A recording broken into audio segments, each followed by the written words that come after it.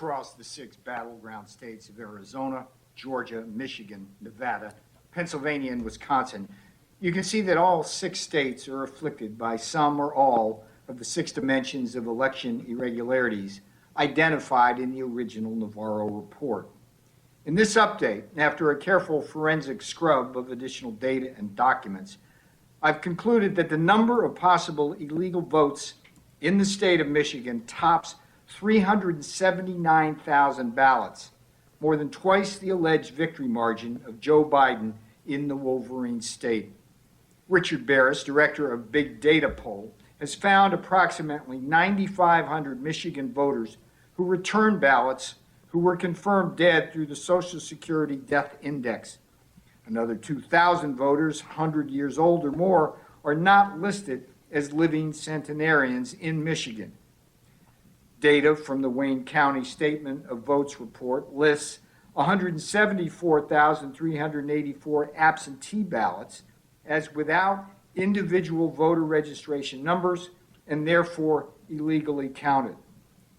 Finally, at midnight on election day, President Trump was ahead of Joe Biden by over 290,000 ballots in Michigan, with what seemed to be an insurmountable lead.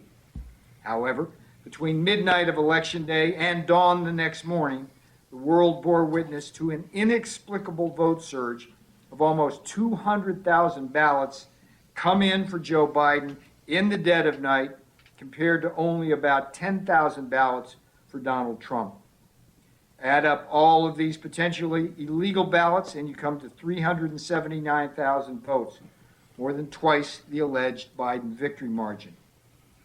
It is absolutely critical we investigate all 6 dimensions of election irregularities across the 6 battleground states in what may well be the greatest political scandal in U.S. presidential history. Okay, there you heard it, the undistilled version from Dr. Peter Navarro, the world bore witness. Okay, before I bring Navarro back on, I want to talk to this audience. And we thank you very much for making us the #1 political podcast in the country. And remember, the podcast is just the 5th or 6th distribution that we do here. Today's a work day.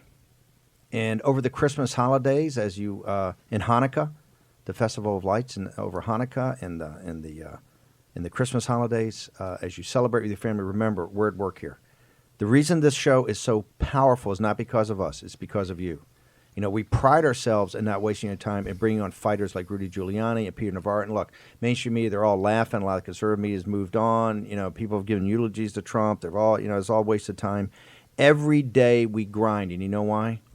Because it's in the specifics that the general theory is going to be proven. And we're winning. The math shows that. The American people are awakening to this. You see this in the polling. That's why we got to stay away from the crazy. Don't walk into the traps of the media and go cray-cray on me. We don't need to. People, my phone is blowing up right now. You know what they're telling me?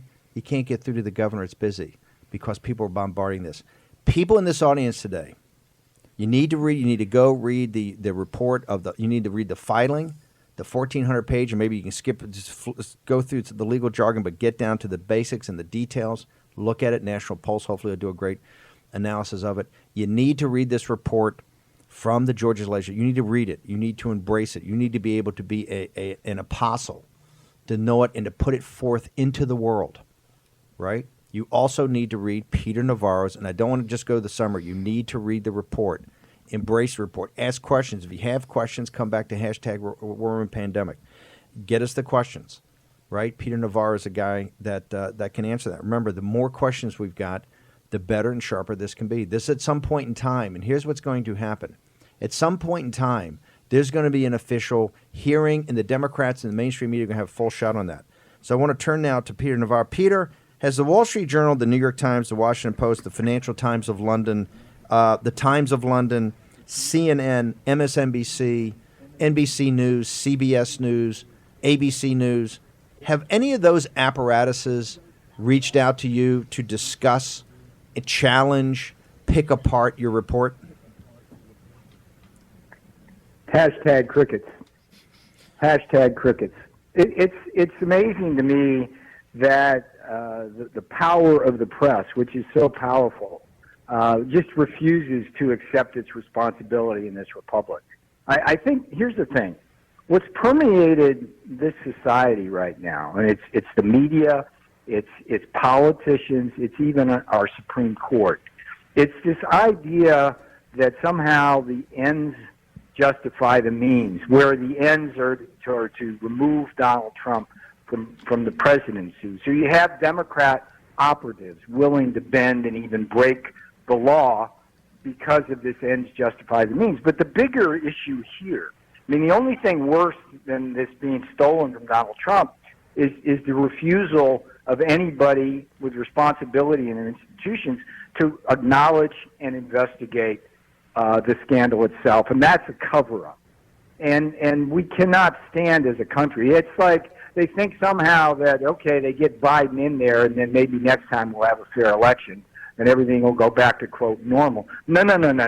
They have struck at the very foundation of our society and our political system by ignoring this. And it's an honor in a way, Steve, the fact that none of these people are challenging that report. Okay? They are not challenging the report on the facts. They don't dare to challenge the report on the facts. And that's the issue. I remember back when I wrote The Coming China Wars in 2006. Nobody challenged me on the facts there. They said I was just a crazy China hawk. But today, that book reads just like a government report. And by the way, in that 2006 book, I predicted China would create a global pandemic that could possibly kill millions. So my track record on this stuff is really good. But the answer to your question is nah. New York Times, CNN, everything in between, they're not going to touch this. People should remember out there in this audience, there are millions of Americans that are alive today because of Dr. Peter Navarro. Peter Navarro, because of his understanding of China. We started this show back in mid-January of this year, and we were mocked and ridiculed by the mainstream media. CNN did not call it a pandemic, I think, until March. World Health Organization did not call it a pandemic until March. We were mocked and ridiculed about, oh, this is just a thing. Peter Navarro, understanding China, it was Peter Navarro's memo that Dr. Fauci fought and Azar fought and Mick Mulvaney fought, all those guys today, all those big shots, they all fought at Peter Navarro in the same relentless attitude he's had about the Immaculate Deception, right? It's relentless. But you know what he went back and did? He went back and was fact-based. He was data-based. He was evidence. And this is why I've said from day one, Tony Fauci's a clown. Everybody that knows anything knows he's a clown. He's just put forward in the propaganda network as a clown. He's a clown. Okay? He's on John Catsimatidis' radio show on the 23rd of January telling Catsimatidis, there's nothing going on. America doesn't have to worry about this. Doesn't have to worry about it, right? Just like he's telling they don't have to worry about the new virus, right? The one coming out of the new CCP virus coming out of the UK. The super contagious one, okay? But no, Peter Navarro wrote the book on China in 2000. Yeah, go ahead. Yeah. If I may, on the Fauci thing, it's like, I want to like everybody, right? But the first time I met Tony Fauci was on January 28th. Walked into the Situation Room, didn't know him from Adam. There were no name tags there, so I didn't even know who he was, right? And I was there on a mission from President Trump. And my mission was to convince the task force to support the pull down of those flights from China, which the president was in the process of already doing, and it would save millions of lives, right? So I'm sitting across from this guy, don't know him from Adam. I'm making my case, and all he's doing is like rolling his eyes, shaking his head, and saying, travel restrictions, don't walk. And I'm thinking to myself, who is this arrogant little you-know-what, right? And he's there with Redfield and Mulvaney, and I'm like the only guy in the room, except one other guy from the NSC who's making this case. And I walked out of there thinking, that is one arrogant little you-know-what. And I had no idea who he was. And I thought to myself, you know what? He's not only arrogant, but he's dangerous. If we're going to trust somebody like that with fixed attitudes who won't listen to anything. And what I did, as you know, that night I went home and I wrote that memo, which basically said, hey, the odds of a pandemic are high. It could kill millions, and it's a lot cheaper to pull down those flights than to kill millions of Americans. And I sent that to the task force. They couldn't cover their ass. Fauci couldn't cover his ass, and they came around the next day after they read that memo.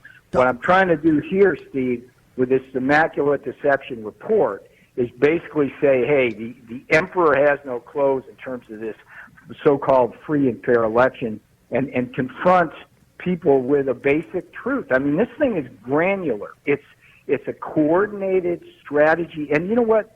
It's brass knuckles politics. And the only thing wrong in this case with brass knuckles politics by the Democrats is that they've gone over the ethical and legal edges. And you cannot do that and not destroy this democracy. There are no conspiracies, but there are also no coincidences. Navarro's analysis of China 14 years ago today, ladies and gentlemen, reads like the front page of the Financial Times of London. That was the coming China war. His analysis earlier, remember, it's Peter Navarro who is data-based. It is Peter Navarro that is evidence-based. It is Peter Navarro that is science-based. And those reports, and by the way, that's one memo of dozens. Remember the time President Trump's up on the stage? Yeah, Navarro, he writes a lot of memos, right? You know why? That's where he puts the receipts. This is why they can't squirm away. People forget, it wasn't just pulling down the flights from China. For the first time, I think, in 50 years, we quarantined people. People don't give Trump the credit for that. You quarantine people. Why? The Navarro memo. Now you've got the immaculate deception, right?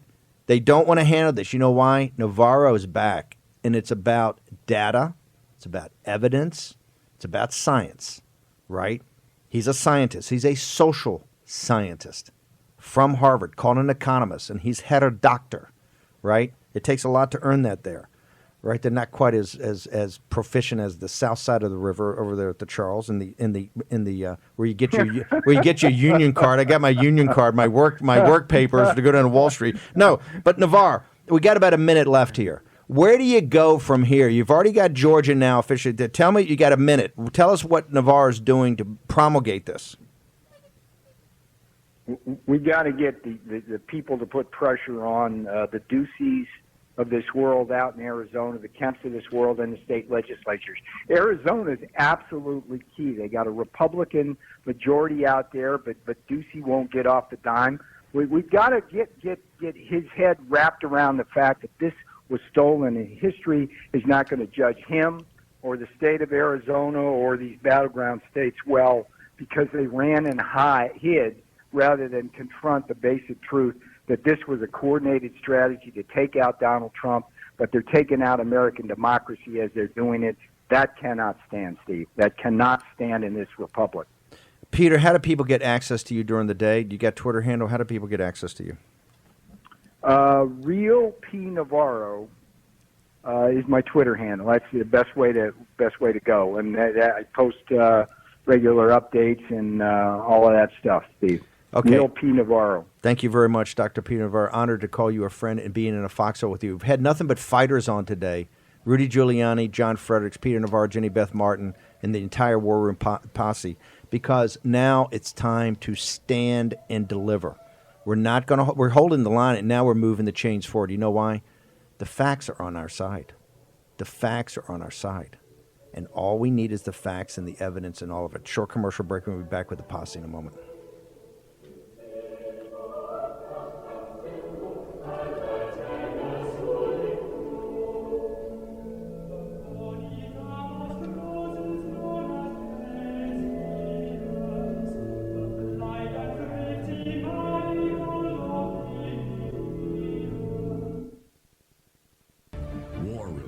Pandemic with Stephen K. Bannon. The epidemic is a demon, and we cannot let this demon hide.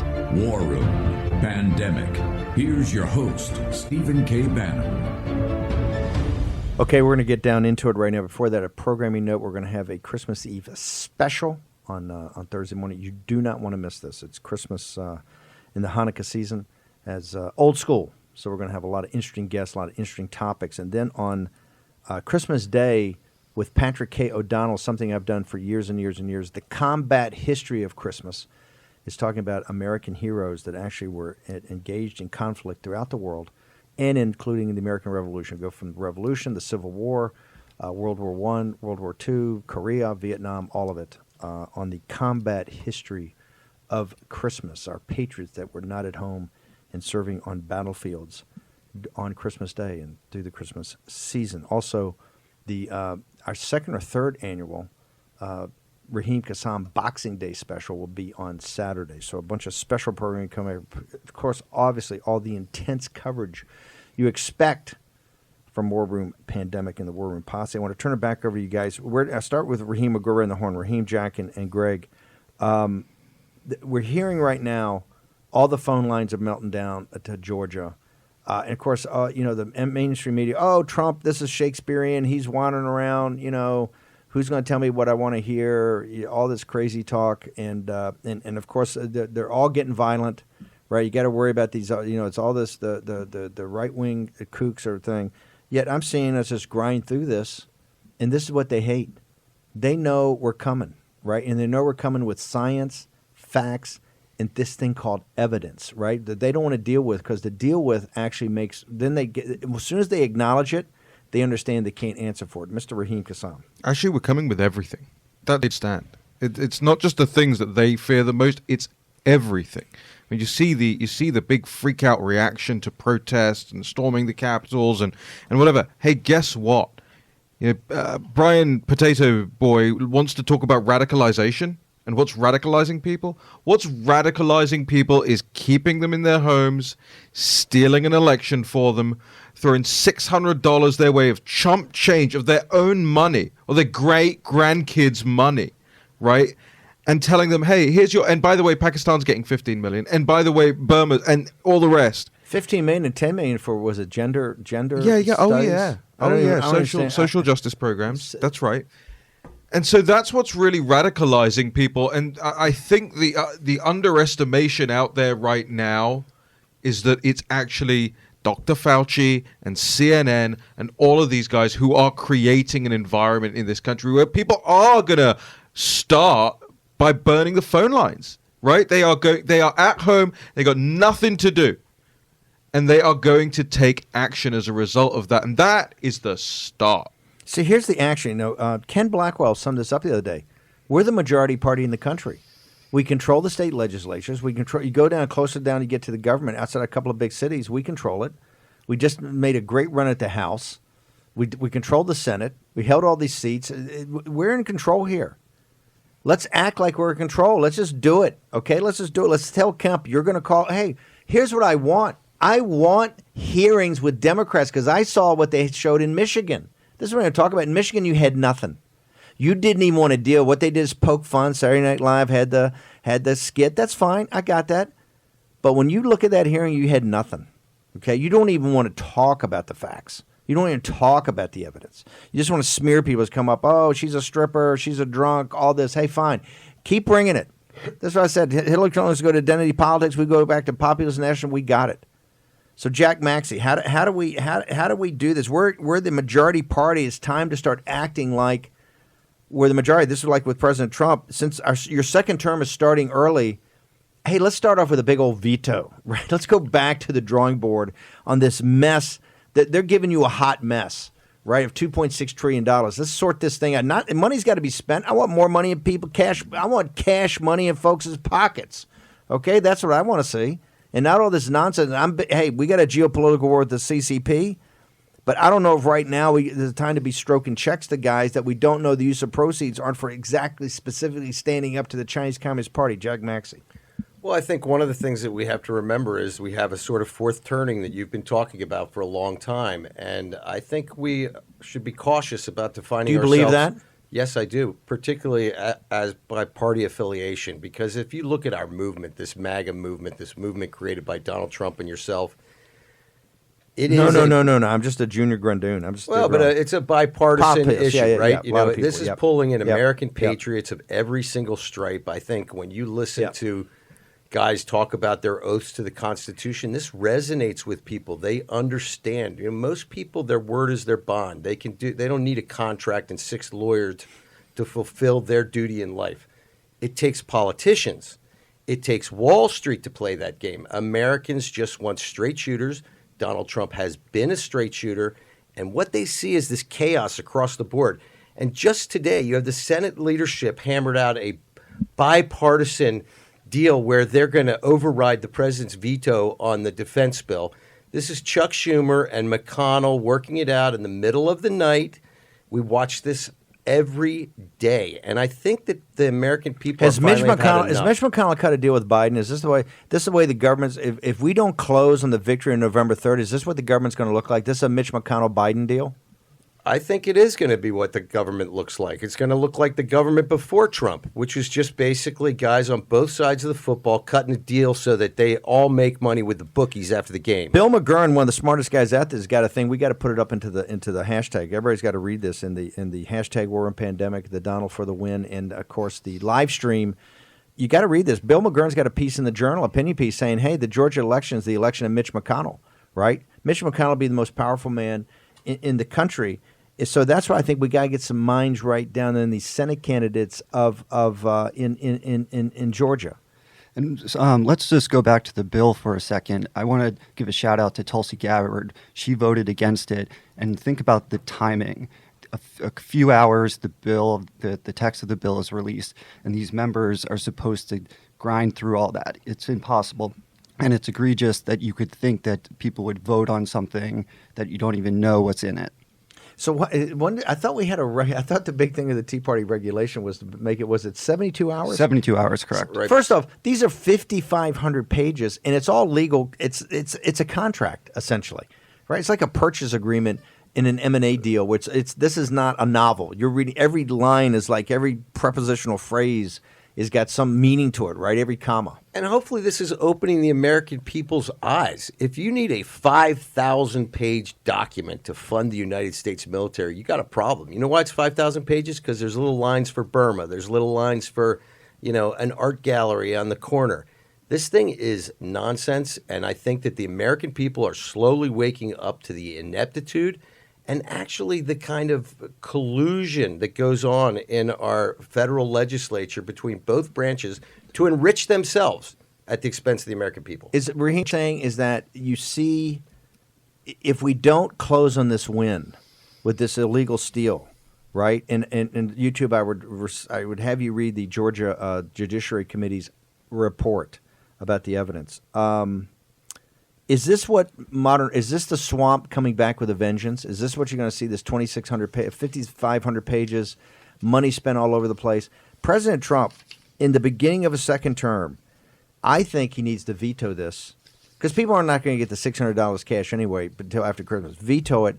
Keep them all over here over Christmas, right, including Christmas Day, right? You go to Mass, go to service in the morning, bring them all back in. Every day should be working. This is about the American people. We're in a crisis. We're in a pandemic. Let's act like we're in a pandemic. Bring them in and just pare it back to, I want an appropriations bill that's appropriate. I want a defense bill that says what I want it to say. And because I'm about to start my second term, and this is my kickoff, and I want the stimulus to actually be stimulus and cash to do it. It can't be some corporate giveaway. Can I ask you a question? Is the Georgia subcommittee an official thing? It's an official source. Yes. So will YouTube allow me to say official sources have said? It's a committee of the Senate of Georgia. Yes. Right. So will YouTube allow me to say that official sources say that any reported results may be viewed as untrustworthy? Official sources in Georgia, the Georgia Senate, the Georgia Judiciary Committee, correct? Yeah, that's correct. Okay, I think you can say that. That's and technically correct. And what are they saying? Can we get back up on the screen? I love seeing our photos here in the posse. They're even better on screen than they are in real life. But I want to put up Governor Kemp.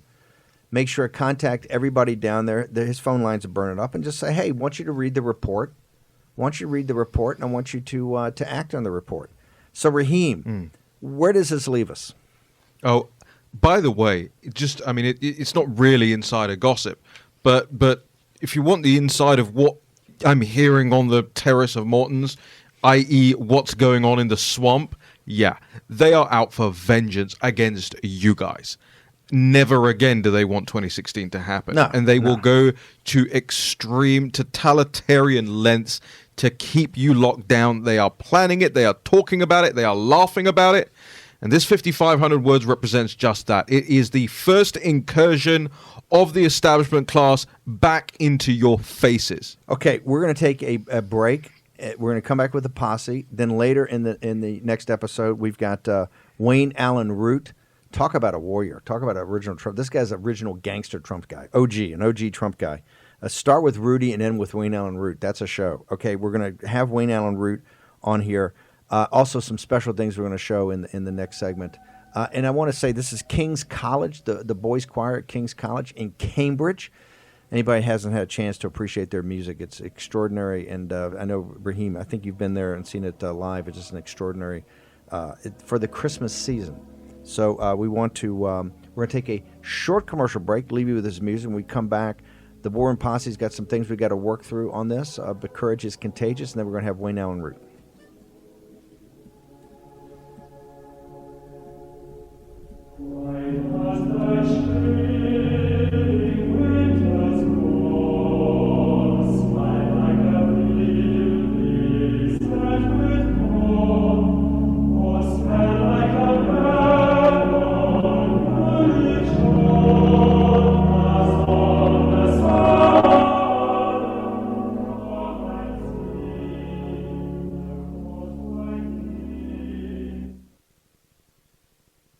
Pandemic with Stephen K. Bannon. The epidemic is a demon, and we cannot let this demon hide. War Room. Pandemic. Here's your host, Stephen K. Bannon. Okay, it's always my favorite time. You know, all the newspapers today, everything's leading with an Axios, and everybody is Axios is the tip sheet gossip column of the inside baseball elites. It's all Shakespearean, right? Very, very appropriate. We've got King's College. You were to give me some information about King's College in the break, Jack? Well, it was interesting. King's College was founded by Henry II, I guess, and the chapel was completed by him, and then the college was not really completed till Henry VIII came in and decided, I've got to fulfill the duties. It's called King's College, et cetera, et cetera. So Henry II put what saint to death? Thomas Becket. And Thomas and More, too. Right? No, that was Henry VIII. Oh, Henry VIII. Henry yeah, II started with Becket and Henry VIII. There's kind of bookend right there. Don't pull us down. These are just historical. And John Fisher. Let's not forget John Fisher. These are historical things we're talking about. Let's not forget John Fisher, right? A big event yesterday at the White House, and it wasn't President Trump. You know, the Shakespearean. He's running around. You know, he doesn't trust anybody. They're not loyal. Pence is not loyal. Right? That's all nonsense. President Trump is absolutely as calm and collected as can be because he won in a massive landslide. The only issue now is how do you close on that? And I think in Georgia and in Arizona and in Wisconsin, you're starting to see how you're going to do that. So there was a massive event last night. Remember, during the Christmas season, the holiday season, Hanukkah, they have, I think right after Thanksgiving, every night they have a Christmas party. And they have, people come around that for either the Trump administration or people in the Republican Party or just average Americans come to the White House and enjoy what the First Lady Melania has done. The place looks magnificent. But yesterday, with all this going on and all these huge meetings and talking about, everything that's going on and the budget being done, there was actually a huge event at the White House last night. Can we get that up on the screen? A huge event at the White House last night. And I might have our own Raheem Kassan. What am I looking at? I get that dropped on me in the middle of the night when I'm on a conference call, right? trying to sort things out, trying to get this thing right, and then I see this. What happened last night? Well, I decided that the time was right. I'm a big Christmas person, especially very traditional time of year. I've been seeing my girlfriend for 18 months, but a little bit more than that now, and I decided last night was the right time. In the right place, specifically, she works in the White House, so the right place, and obviously it's a crazy year, it's an historic year in so many ways. So I thought, why not add the cherry on the cake of 2020? Actually, try and bring some cheer to people in 2020, and specifically myself. I was very honoured that my girlfriend said yes. In case anybody was wondering, we're not just putting that up there without a yes. We did get the yes. So yeah. Did you do it properly? Did you go talk to her father first? I did. You did? Yeah. Okay, good. You got permission? Of course. Fine, Yeah. fantastic. Although I'll make clear, her father did say to me, you don't need my permission, but of course, So just to Do we have any news we can break here on a prospective date of a wedding, or are you going to wait? You're taking Tony Fauci's guy to when the pandemic is going to be. we're going to have the super spreader event of the century. So just wait for that. Hopefully by that time. And note to you, she's no longer your girlfriend. She's Correct. your Yeah, fiancée. exactly. I haven't said that word yet. Yeah. Yeah. We noted. I thought some of those up here saying you brought the ring around. The ring is quite a. Get your blessing as well. Absolutely. Well, you always have my condolences. No, I'm just kidding. I'm a big believer. I'm a believer in the institution. I keep going back to it. Right. Thank you all. Hope over experience. Yes, something. I want to go to. We're going to have Wayne Allyn Root on here momentarily about his book Trump's Rules. Wayne Allyn Root is one of the original guys. He's actually studied Donald Trump since he was at Columbia. Remember, Wayne Allyn Root, one of the reasons he's famous, he was in Obama's class at Columbia. I don't want to go into any conspiracy theories, but Wayne Allyn Root always sits there and goes, "Hey, I was in the guy's class and never saw him." And at Columbia, at Yale, you eventually know everybody. These are not big places. They're not huge, yeah. Those elite institutions, right? Everybody gets the secret handshake, right? So you get that. I want to go to all this about what's happening at the White House and President Trump's floundering around. Raheem, let's start with you and we'll go around the horn. What is, and you can tell it's a concentrated attack because it's now all one thing. He hates everybody. He's throwing everybody under the bus. Nobody will do what he says. The only people he wants to listen to are the craziest of the crazies. What's your assessment of this? Look, got to go back into how it works. Somebody's telling reporters that, right? Somebody's briefing reporters that they want that written, and quite honestly, I mean, Jonathan Swan is not slick in terms of covering his tracks, right? So people can kind of narrow it down with who's actually talking to this guy and making these headlines happen. And it's people who are supposed to be serving the president of the United States, quite frankly. This has always been a problem in the administration, and it goes back again to Chris Christie. It goes back to personnel. It goes back to the original sin of Chris Christie, which is hiring all these establishment schmendricks and surrounding the president with them, so much so that it was hard. You couldn't crowbar them out of there quickly enough. So there's still some of those people in there. There's still people who have the same mindset, the same mantra, the same belief system, the same wish and want for the RNC to become just another pro-open borders party, erase all elements of America First and nationalism. But I do in defense of it. Look, you do have a set of people that maybe not aggressive, and let's say this: I would think that the Rudys and the Steve Bannons are a little more on the aggressive side of things, right? We want to. This is how our stock and trade is to do that. But if you notice, good things happen in Georgia. Right? They're no conspiracy, but no coincidences. All of a sudden, you're starting to see people wake up and go, you know what? There's a ton of evidence here. Look at what Navarro laid out. Look what the facts are. Things start to happen. There are also people, I think, more prudent. And I think now is the time that you got to think, hey, I got to color inside the lines. And the reason when I color inside the lines, we're in control. That's what I keep telling everybody. We actually control this deal. You don't need to. You don't need to call out the army. You don't need to do anything. You don't need to You don't need to go to Mars to get a server. If you do that, you're playing into the hand of the party of Davos's propaganda machine. So let's be smart about this. Here's what we want. We want to win. We want to win. We want to close on the victory of November 3rd. We want to win. Okay, I want to bring in a guy now that's tough as boot leather. We start the show with Rudy. You get Navarro. You get John Fredericks. You get Jenny Beth. You get hammers all day.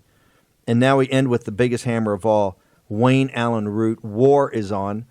Wayne, thank you so much for joining us. And I want to go back in time. Your book is Trump's Rules. But people, Johnny come lately. And you've studied Trump, I think, for 30 or 40 years. Go back to the beginning. Why were you fascinated as a young man with Donald Trump? Why did you study him at the time? And what lessons have you learned? All right. Hey, Steve, it's great to be with you. First of all, thanks for coming on my show last night, my national radio show, and Merry Christmas to you and all your followers and fans and viewers, etc. You're doing a great job. All my fans love Steve Bannon, so thanks for all you do. It's funny because I can't stand him anymore, but I used to be friends with Anthony Scaramucci, and Scaramucci even once said Wayne Root was Trump before Trump was Trump. I knew Trump before Trump knew he would run for president. I knew he was the perfect guy. When he came down that escalator, I went on Fox News that day and I said, you're looking at the next president of the United States. He was at 1% at that time. And I said, you're looking at the next president. They thought I was nuts. Everyone thought I was completely nuts. I've been studying this guy. I'm 59 years old. I can't believe that, by the way. But I've been studying him since I was 18 years old, and a freshman at Columbia University, and he was building his first big hotel at Grand Central Station right down the street. And he was the talk of New York and the toast of New York. And I decided at that point that that Trump was my role model. I wanted to be like Trump. I wanted to follow him and model him. And that's what I've been doing for the last 41 years. And I believe in the guy, and I think he's superhuman. I think he's the only guy in the world that could turn this thing around. Hold, Wayne, hang on for a second. I got to ask you a question. You're in an Ivy League college, I guess, back in the 80s. Back in the 80s, not a lot of Ivy League guys were attracted to Donald. Donald Trump's a guy to Queens. He's kind of garish at the time. Remember, he was on cover of Spy magazine every week. Why would a guy at Columbia be attracted to Donald Trump and use him as a role model when you got all these Ivy League stiffs around that you're supposed to use as role models? Well, obviously, I'm not your typical Ivy Leaguer. I hate most Ivy Leaguers, by the way. I think the whole problem with America is Ivy Leaguers. And you know, it's funny because William F. Buckley was an Ivy Leaguer. I think he was Yale. And he used to say, I'd rather be governed by the first 200 names in the Boston phone book than anyone who ever went to Harvard or Yale. And so I feel the same way. I went to Columbia. I was valedictorian of my high school, but I'm a blue-collar guy. I'm an SOB, a son of a butcher. I grew up in a minority town, Mount Vernon, New York, on the Bronx borderline. I went to an all-black middle school and high school. I had to be tough as nails. I had to be a United States Marine because I was basically the only white kid in an all-black school, and I got my butt kicked 24 hours a day for the first few months till I learned how to fight back. And as soon as I fought back and I knocked a few guys' teeth out, guess what? Nobody ever picked on me again. They all became friends with me, and we were friends for the rest of all time. That's the lesson I learned. You got to be tough as nails, or you'll never make it on the streets of New York or in a rough school or a rough neighborhood. Well, this is a rough world, and we needed and need a Donald J. Trump to make America great again. I knew that from day one, and to this moment, I believe he'll never have another chance, Steve. He can announce he's running again in 2024. Great. I love him, but you're never going to elect another Republican. You've got to win now. You got to overturn this stolen election now, because they will fix the system so that you can never win again in 2024 or 2028 or any other time. They'll flood this nation with millions of foreigners, and they will legalize all 25, 30 million illegals that are in the country now so they can all vote, and you will never, ever have a chance to elect another Republican, even the great Donald J. Trump. He has to win now. This is what the mantra of what this show has been. You got to close in this victory now. I want to go. We're going to keep you over the break and talk about the book on the break, but I got to go back. One of the things we have not focused on enough in the show of the big six that got stolen is Nevada. You're a Nevada guy. You're the king of the sports book out there. You're the best odds maker in town. Why are in Nevada? In your professional opinion, you've got Georgia coming out today and saying, "Hey, the Senate committee moves that. Hey, there's enough enough stealing here. We got to take this forward and decertify this thing." Why are we not talking about Nevada? Was there stealing out in Nevada? Oh, there was lots of stealing, but funny enough, the majority of it was legal theft right out in the open. First of all, you got the Harry Reid machine, and they learned well from California how you destroy a state and how you fix elections. In California, they made sure that the state filled up with illegal aliens. California used to be a very Republican red state. I used to live in California, born in New York, but lived 15 years in California on the beach in Malibu. I made it big because of the Trump rules. I made it, and I was living on the beach among all these crazy Hollywood liberals. I couldn't stand them. That's why I left California and moved to Vegas. Taxes and crazy Hollywood liberals. I couldn't live my life around them. But California was ruined by illegal immigration. Once they outnumber you, then pretty soon there's no way to ever win again, and the illegals are all voting in California.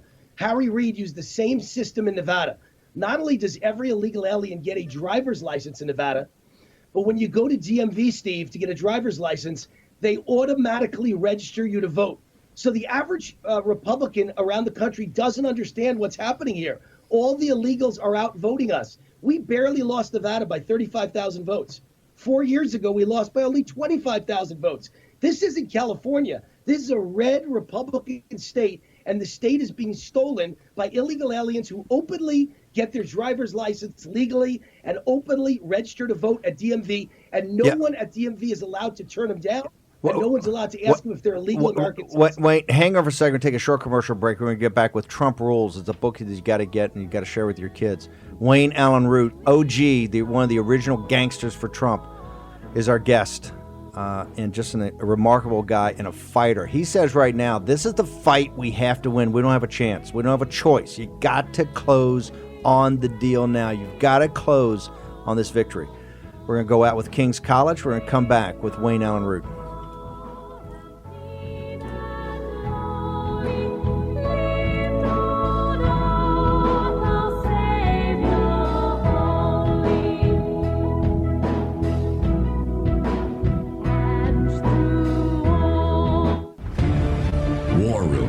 Pandemic with Stephen K. Bannon. There's a demon, and we cannot let this demon hide.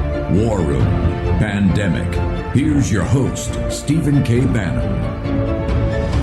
Okay, welcome back. We've got one of the Trump original gangsters, Wayne Allyn Root, a guy that I've known for years and has been with President Trump from the beginning and has never wavered.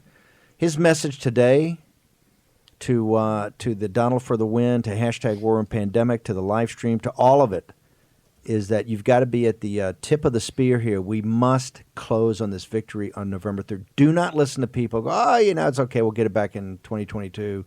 We'll take the House and we're going to get it in 2024. That is incorrect. You must, if you cannot close on a massive landslide where you're the dominant political party in a country, you don't deserve to be reelected for anything. You don't. The time now is to do this now. No excuses, and it's totally within our control. We don't need a fairy godmother to come down here in the Supreme Court. We don't need a fairy godmother. All this crazy talk's going around. You don't need to go find a server on Mars, right? It's all in front of you. You got the receipts. You got Republican legislatures. You got Republican governors. It's now make them stand and deliver. And that's that responsibility is our responsibility. I want to go to Wayne Allyn Root now. He's written this incredible book, Trump Rules. Wayne, tell us, how did you have the idea writing it? What was the research? And give us your top couple of rules. Whet people's appetite for going on Amazon and getting this for themselves, or more importantly, getting it for their kids. Well, anybody could write a book about Trump, but I've studied him since I'm 18 years old and a freshman at Columbia University, Steve. And so I'm 59 years old. I've been studying Trump for 41 years, and I've been modeling Trump for 41 years. I was like every young, ambitious, hotshot kid in New York who wanted to be a businessman. If you were that in 1980, 81, 82, 83, which is when I went to Columbia University, you wanted to be like Trump. Just like some kids wanted to be like Michael Jordan, I wanted to be like Trump. So I modeled the guy. And I have no right to be where I am today. I'm just a middle-class kid. I'm an SOB, son of a butcher. My dad had a white apron with blood on it. I come from no money. My grandfather died in the poor ward of a Brooklyn hospital. That's what I come from. And somehow, some way, by studying the Trump rules, the minute I got out of college, I became the youngest political candidate at the time, I believe, in the history of New York State. 21 years old, ran for major office in New York, and almost pulled off one of the biggest upsets ever in New York State political history. Eventually became the Libertarian vice presidential nominee. I don't know how it happened. I'm telling you, Trump rules is the only answer. In the business world, I've had a lot of success, became a self-made millionaire by the age of 29, wanted to be Jimmy the Greek, the famous Vegas odds maker, and I wind up a few years later on TV as Jimmy the Greek's partner on national TV, and then they fire him, and it becomes my TV show. My life has been a charmed life. 3 hit reality TV shows. Sound a little like Trump? My life really has been charmed. It's a fairy tale. I owe it all to President Trump. And all I could tell, the rules of President Trump, and I could only give you a few ideas. First of all, number one is winning. If you don't aim to win, if you don't aim for number one, doesn't mean you're always going to win. Trump, I have a whole chapter about failure. Trump has failed a lot. So have I. I failed many times, and I've been divorced, and I had a bankruptcy. You know what? I still fought my way back and became a millionaire, and then became a bigger millionaire and started new businesses and took a company public. It all comes down to being relentless and to be a fighter and to be combative and to be aggressive, to have that attitude, that mindset that you always want to win, and to learn from failure. Trump comes back bigger every time from failure, and he is relentless. The most relentless human being maybe that's ever walked this earth is Donald Trump. And the last rule I'll tell you, I've got 10 huge rules that could change your life, all modeled after Trump, and 13 ancillary rules. So 23 things When you read them in my book, Steve, Trump Rules, you'll go, oh my gosh, that's Trump. Oh my gosh, that's Trump. You can be that. I prove you can be that. The other rule that's so big is to tell the critics to go to hell. I got a whole chapter on Donald Trump telling the critics to go to hell. That's why I knew he would fight this. He would never concede, and he'd keep fighting no matter what the media says, no matter what the Democrats say, no matter what the rhinos say. Screw them all. They don't matter. All that matters is your base, the people that love you. And you got to fight for real Americans and patriots and nationalists like us who love America first. The rest of them don't matter. They'll never vote for you anyway. They'll never support you. They hate you. They want to kill you, assassinate you, or put you in prison or impeach you. Screw them. All that matters is his fan base that loves him, and that's at least 74 million strong, 11 million more than last time, and it's probably 80 to 85 million because they stole the election. Wayne, let me ask you a question to end with. We've got about a minute and a half. Do you think Trump, who's really been a driving businessman about winning everything like that, do you think he understands now that he's a historic figure and that this is done not just for his base, not just for the Republican Party, but he's actually doing this for the Republic, for the Constitution, for America, and for his place in history? Do you think, having studied him for 40 years, do you think he now, in this moment in time, understands that it's even bigger than what you're talking about? Do you think he understands that, or is it the counterpuncher? No, I think he understands it. And by the way, I'm not naive about this. You know, I call him one of the great or the greatest humans to ever walk the earth because he's the only guy, in my opinion, in history who's ever reached the pinnacle of business, billionaire, real estate, branding, celebrity, television with Celebrity Apprentice, books with Art of the Deal, and President of the United States and leader of the free world. Nobody's ever done that in history. So I think he's superhuman, but I also think he's human, which means he's flawed. He's not perfect, and there are things I could pick about him as well and say, I don't like that, or I don't like this. I wish he'd done something different. He's not perfect, and he's not a god. He's superhuman as a human being gets. And I think he realizes his place in history is overturning this stolen election and saving America. That cements his legacy as one of the great humans to ever walk the earth, just like Winston Churchill. Time called him the man of the century. Trump overturns a stolen election and comes back from the dead. He is and saves America and makes it great again, really makes it great again. He is the man of all centuries, and I think he understands that will be his place in history. Wayne, how did you get to the show? We got 30 seconds. The show, the book, your Twitter, give it to us. Sure, my website's root4america.com, my national radio show, usaradio.com. It's on every day from 6 to 9 Eastern, 3 to 6 Pacific. And my book is Trump Rules. I'm telling you, it'll change your life. The perfect Christmas gift, the perfect New Year's resolution gift.